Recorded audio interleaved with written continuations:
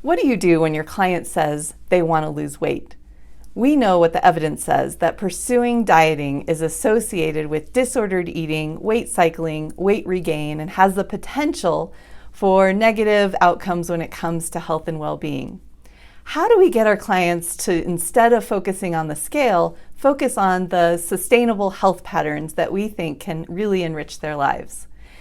That's your MI tip of the day. My name's Dawn Clifford. I'm a nutrition and public health professor, a motivational interviewing trainer, and author of the book Motivational Interviewing in Nutrition and Fitness. And in today's tip of the day, I want to address that question. What do you do when your client says they want to lose weight? First of all, take the time to really unpack. When they share that concern, ask them questions about their dieting history. Find out, when was the first time that you started feeling dissatisfied with your body? What was happening in your life around that time?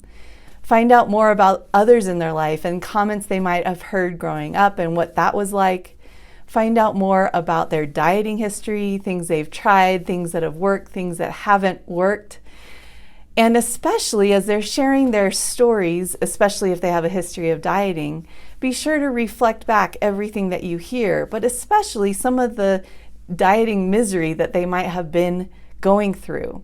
I think when we really can help them see that a dieting approach has only led to discomfort and restriction and deprivation, often followed by binges, that maybe a client will be more open to a non-diet approach when they're able to start to see what a diet approach has done for them in the past.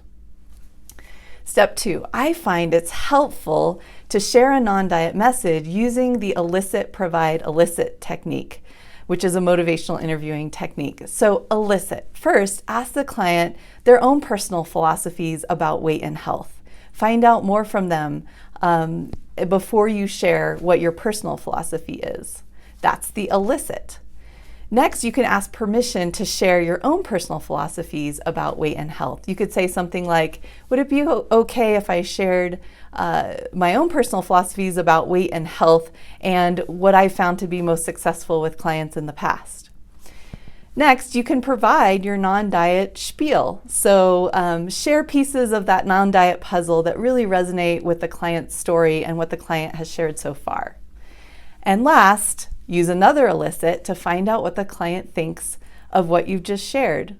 So that's the elicit, provide, elicit. And from there, you can invite your client to share any thoughts, questions, concerns that they might have about that approach, and also move more into a focusing conversation to see if there are certain behavior changes that the client's interested in taking a look at for that session that resonates more with this non-diet approach.